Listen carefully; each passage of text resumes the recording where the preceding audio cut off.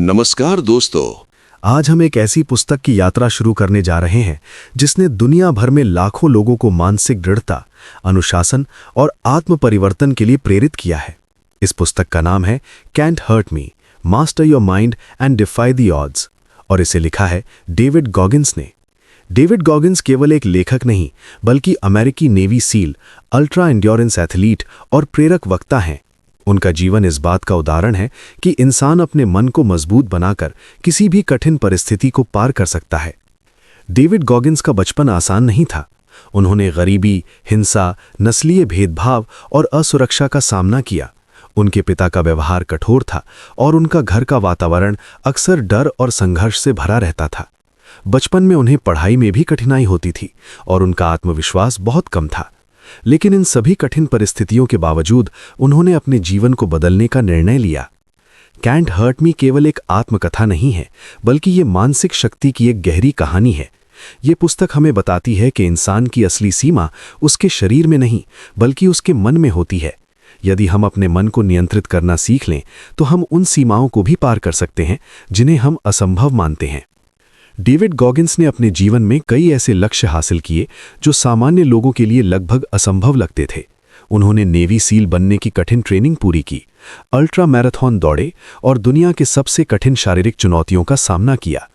लेकिन उनकी असली ताकत केवल उनके शरीर में नहीं बल्कि उनके मन में थी, क्योंकि उन्होंने अपने मन को हार मानने से इनकार करना सिखाया। ये पुस्तक हमें सिखाती है कि जीवन की कठिनाइयां हमें कमजोर नहीं बल्कि मजबूत बना सकती हैं, यदि हम उन्हें सही दृष्टिकोण से देखें।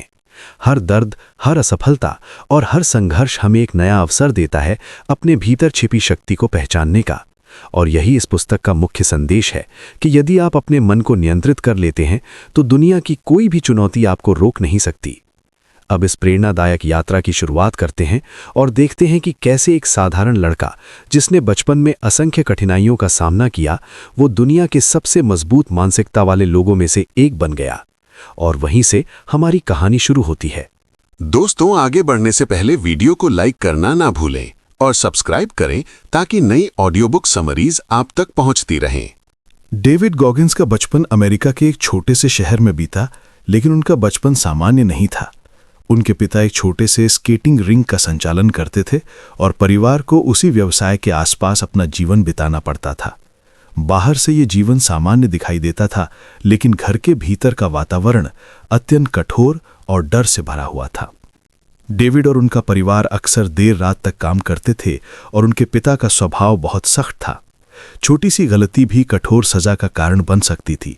इस कारण बचपन से ही डेविड के मन में डर और असुरक्षा का भाव बैठ गया था और यही वातावरण उनके आत्मविश्वास को धीरे धीरे कमजोर करता गया। स्कूल में भी स्थिति आसान नहीं थी। पढ़ाई में उन्हें कठिनाई होती थी और कई बार उन्हें ऐसा महसूस होता था कि वे दूसरों से पीछे रह गए हैं। उन्हें अक्सर ये लगता था कि वे उतने सक्षम नहीं हैं जितने उनके आसपास के लोग हैं, और यही भावना उनके भीतर एक गहरी असुरक्षा पैदा कर देती थी। समय के साथ उनके परिवार को नस्लीय भेदभाव का भी सामना करना पड़ा, जब वे एक ऐसे इलाके में रहने लगे जहां लोग उन्हें अलग नज़र से देखते थे। और ये अनुभव उनके लिए और भी कठिन था, क्योंकि अब उन्हें केवल अपने घर के वातावरण से ही नहीं बल्कि समाज की कठोरता से भी जूझना पड़ रहा था। इन सभी परिस्थितियों के कारण डेविड के भीतर धीरे धीरे एक नकारात्मक आत्मछवि बन गई। उन्हें लगता था कि वे कमज़ोर हैं, कि वे जीवन में कुछ बड़ा हासिल नहीं कर पाएंगे, और यही सोच उन्हें एक सीमित जीवन की ओर ले जा रही थी। लेकिन जीवन में एक क्षण ऐसा आया जब उन्हें ये एहसास हुआ कि यदि वे इसी तरह जीते रहे तो उनका भविष्य भी वैसा ही रहेगा जैसा उनका अतीत रहा है। और उसी क्षण उनके भीतर एक विचार जन्म लेता है कि यदि उन्हें अपना जीवन बदलना है तो उन्हें सबसे पहले अपने मन को बदलना होगा। ये निर्णय आसान नहीं था, क्योंकि अपने पुराने विश्वासों और डर को छोड़ना हमेशा कठिन होता है। लेकिन डेविड ने यह समझ लिया था कि यदि वे अपने मन की सीमाओं को स्वीकार करते रहेंगे तो वे कभी आगे नहीं बढ़ पाएंगे। और यही समझ उनके परिवर्तन की शुरुआत बनती है। धीरे धीरे वे अपने जीवन में छोटे छोटे बदलाव करना शुरू करते हैं। वे अपने डर का सामना करने लगते हैं, वे अपने शरीर को मजबूत बनाने का प्रयास करते हैं, और सबसे महत्वपूर्ण, वे अपने मन को अनुशासन में लाने की कोशिश करते हैं। क्योंकि उन्हें समझ में आ चुका था कि असली लड़ाई बाहर की दुनिया से नहीं बल्कि अपने भीतर चल रही सोच से है। ये यात्रा आसान नहीं थी। हर दिन उन्हें अपने आलस्य, अपने डर और अपने संदेह से लड़ना पड़ता था, लेकिन हर छोटी जीत उनके आत्मविश्वास को थोड़ा और मजबूत कर देती थी। और यही छोटी छोटी जीतें धीरे धीरे उनके जीवन को बदलने लगीं। और इसी बिंदु से उनकी कहानी एक नई दिशा में आगे बढ़ती है, क्योंकि अब डेविड गॉगिंस केवल परिस्थितियों के शिकार नहीं रहे, बल्कि वे अपने जीवन के निर्माता बनने की ओर कदम बढ़ा चुके थे। और यहीं से हमारी अगली यात्रा शुरू होती है, जहां हम देखेंगे कि कैसे उन्होंने अपने मन को इतना मजबूत बनाया कि असंभव भी उनके लिए संभव बन गया। अब जब डेविड गॉगिंस ने ये निर्णय ले लिया कि उन्हें अपना जीवन बदलना है, तब उनके सामने सबसे बड़ी चुनौती थी अपने मन की उन सीमाओं को तोड़ना जो वर्षों से उनके भीतर बैठी हुई थीं। क्योंकि अक्सर हमारे जीवन की सबसे बड़ी बाधाएं बाहर नहीं बल्कि हमारे अपने विश्वासों में छिपी होती हैं। और यही वो क्षण था जहां से डेविड की वास्तविक मानसिक यात्रा शुरू हुई। उस समय तक उनका जीवन एक सामान्य और संघर्ष भरा जीवन था। वे छोटे छोटे काम करते थे और उनका शरीर भी उतना मजबूत नहीं था जितना वे चाहते थे, लेकिन उनके भीतर एक आग जल चुकी थी, एक ऐसी आग जो उन्हें लगातार याद दिला रही थी कि यदि वे अपने जीवन को बदलना चाहते हैं तो उन्हें खुद को पूरी तरह बदलना होगा। एक दिन उन्होंने टेलीविजन पर नेवी सील्स के बारे में एक कार्यक्रम देखा। ये अमेरिका की सेना की सबसे कठिन और प्रतिष्ठित इकाइयों में से एक थी, जहां केवल वही लोग पहुंच पाते थे जो शारीरिक और मानसिक रूप से असाधारण रूप से मजबूत होते थे। और उसी क्षण डेविड के मन में एक विचार आया कि वे भी नेवी सील बनना चाहते हैं। लेकिन ये लक्ष्य उनके वर्तमान जीवन से बहुत दूर था। उस समय उनका वजन काफी अधिक था, उनका शरीर फिट नहीं था और उनके पास वो आत्मविश्वास भी नहीं था जो ऐसे लक्ष्य के लिए आवश्यक होता है। लेकिन फिर भी उन्होंने ये निर्णय लिया कि यदि उन्हें ये सपना पूरा करना है तो उन्हें अपने जीवन को पूरी तरह बदलना होगा। उन्होंने अपने आप से एक कठोर प्रश्न पूछा, क्या मैं सच में वो जीवन जी रहा हूं जो मैं जीना चाहता हूं? और इस प्रश्न का उत्तर उन्हें खुद ही पता था कि नहीं।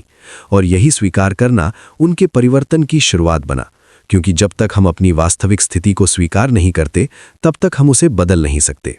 डेविड ने अपने लिए एक सख्त योजना बनाई। उन्होंने अपने खानपान को बदला, उन्होंने नियमित रूप से दौड़ना शुरू किया और हर दिन अपने शरीर को उसकी सीमाओं तक धकेलना शुरू किया।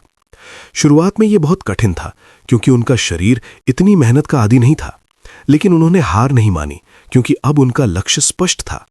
उन्होंने अपने जीवन में एक सिद्धांत अपनाया जिसे वे बाद में अकाउंटेबिलिटी मिरर कहते हैं। इसका अर्थ था अपने आप के सामने ईमानदार होना। वे हर दिन आईने के सामने खड़े होकर अपने आप से सच बोलते थे। वे अपनी कमजोरियों को स्वीकार करते थे और खुद को याद दिलाते थे कि उन्हें कहाँ सुधार करना है। ये अभ्यास उनके लिए बेहद शक्तिशाली साबित हुआ, क्योंकि इससे उन्हें यह समझ में आया कि असली परिवर्तन तब शुरू होता है जब हम अपने बहानों को छोड़ देते हैं और अपने जीवन की जिम्मेदारी खुद लेने लगते हैं। और यही जिम्मेदारी उन्हें हर दिन थोड़ा और मजबूत बना रही थी। धीरे धीरे उनके शरीर में भी बदलाव आने लगा। उनका वजन कम होने लगा, उनकी सहन शक्ति बढ़ने लगी और उनका आत्मविश्वास भी पहले से अधिक मजबूत होने लगा। लेकिन सबसे बड़ा परिवर्तन उनके मन में हो रहा था, क्योंकि अब वे हर दिन अपने डर और अपनी सीमाओं को चुनौती दे रहे थे। जब उन्होंने नेवी सील बनने के लिए आवेदन करने का निर्णय लिया, तब उन्हें पता था कि यह रास्ता बेहद कठिन होने वाला है, क्योंकि नेवी सील की ट्रेनिंग दुनिया की सबसे कठोर सैन्य ट्रेनिंग में से एक मानी जाती है, जहां केवल वही लोग टिक पाते हैं जिनका मन अटूट होता है। लेकिन डेविड अब वो व्यक्ति नहीं रहे थे जो पहले थे। उन्होंने अपने भीतर एक नई मानसिकता विकसित कर ली थी, एक ऐसी मानसिकता जो दर्द से भागने के बजाय उसका सामना करना सीख चुकी थी। और यही मानसिकता उन्हें उस रास्ते पर आगे बढ़ाने वाली थी जहां हर दिन उनकी सीमाओं की परीक्षा होने वाली थी। और इसी क्षण से उनकी जिंदगी का अगला अध्याय शुरू होता है, जहां वे नेवी सील ट्रेनिंग की दुनिया में प्रवेश करते हैं। एक ऐसी दुनिया जहां शरीर की ताकत से ज्यादा मन की ताकत की परीक्षा होती है। और वहीं से हमारी अगली यात्रा शुरू होती है, जहां हम देखेंगे कि कैसे डेविड गॉगिंस ने उस असंभव लगने वाली चुनौती का सामना किया और अपने मन की वास्तविक शक्ति को पहचाना। अब डेविड गॉगिंस की यात्रा उस चरण में प्रवेश करती है जहां उनके सामने वास्तविक परीक्षा शुरू होती है, क्योंकि नेवी सील बनने का रास्ता केवल एक सपना नहीं बल्कि एक ऐसी चुनौती है जिसमें शरीर और मन दोनों को उनकी अंतिम सीमा तक ढकेला जाता है। और यही वो स्थान है जहां अधिकांश लोग हार मान लेते हैं। जब डेविड ने नेवी सील ट्रेनिंग के लिए आवेदन किया तो उन्हें जल्द ही ये समझ में आ गया कि ये केवल शारीरिक ताकत की परीक्षा नहीं है, बल्कि ये मानसिक सहन शक्ति की परीक्षा भी है। ट्रेनिंग का पहला चरण, जिसे BUDS कहा जाता है, दुनिया की सबसे कठिन सैन्य ट्रेनिंग में से एक माना जाता है। यहाँ हर दिन उम्मीदवारों को ऐसी परिस्थितियों का सामना करना पड़ता है जहाँ ठंड, थकान, दर्द और मानसिक दबाव सब कुछ एक साथ होता है।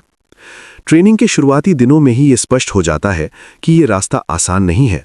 उम्मीदवारों को घंटों तक समुद्र के ठंडे पानी में रहना पड़ता है, भारी वजन के साथ दौड़ना पड़ता है और लगातार ऐसी शारीरिक गतिविधियां करनी पड़ती हैं जो सामान्य व्यक्ति के लिए लगभग असंभव लगती हैं। और इन सब के बीच प्रशिक्षकों का एक ही उद्देश्य होता है, उम्मीदवारों की मानसिक शक्ति को तोड़ना, ताकि केवल वही लोग आगे बढ़ सकें जिनका मन वास्तव में अटूट हो।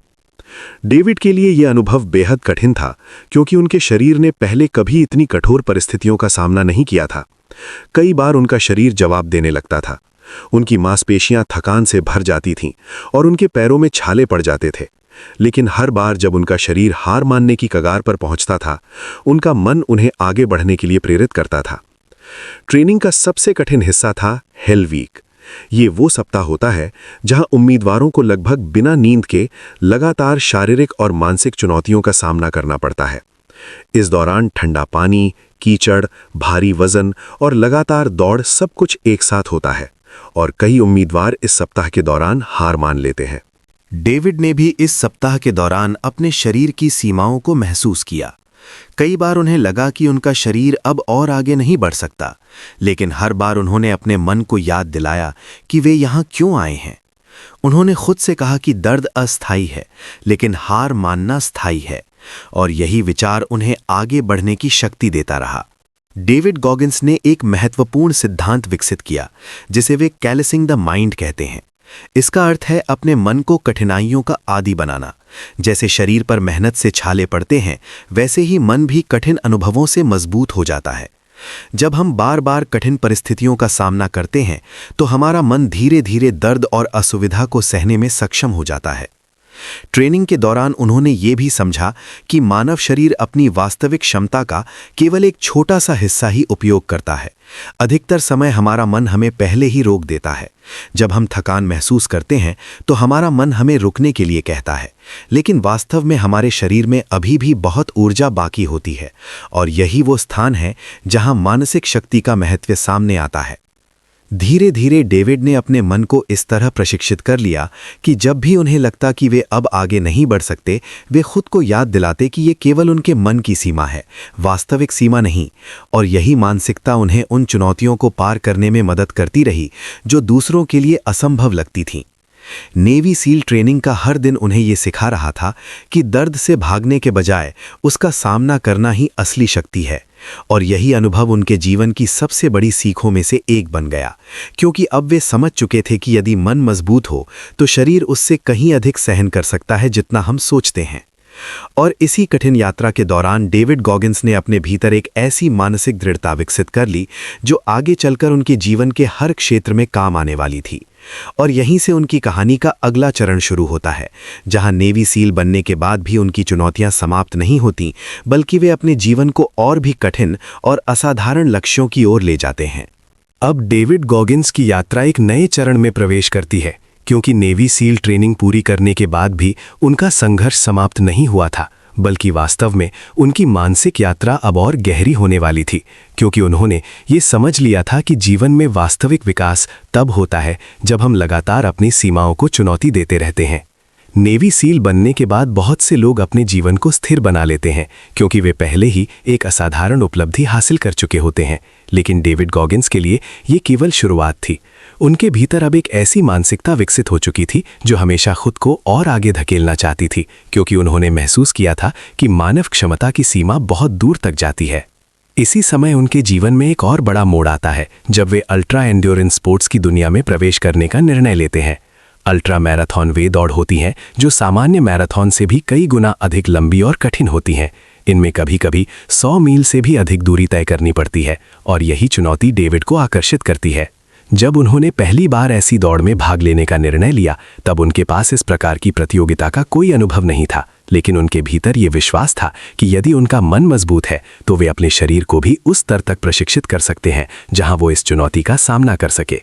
पहली अल्ट्रा मैराथन उनके लिए बेहद कठिन साबित हुई, क्योंकि इतनी लंबी दूरी तक दौड़ना शरीर के लिए असाधारण दबाव पैदा करता है। कई घंटों तक लगातार दौड़ते रहने से उनके पैरों की मांसपेशियां थकान से भर गईं, उनके शरीर में दर्द होने लगा और कई बार उन्हें लगा कि वे आगे नहीं बढ़ पाएंगे। लेकिन हर बार जब उनका शरीर हार मानने के करीब होता था, उनका मन उन्हें याद दिलाता था कि वे यहाँ क्यों आए हैं।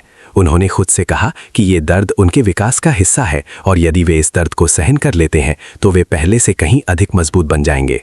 उस दौड़ के दौरान उनके शरीर को इतना अधिक दबाव सहना पड़ा कि कई बार उन्हें गंभीर चोटों का सामना करना पड़ा, लेकिन उन्होंने हार नहीं मानी, क्योंकि उनके लिए ये केवल एक दौड़ नहीं थी, बल्कि ये उनके मन की परीक्षा थी।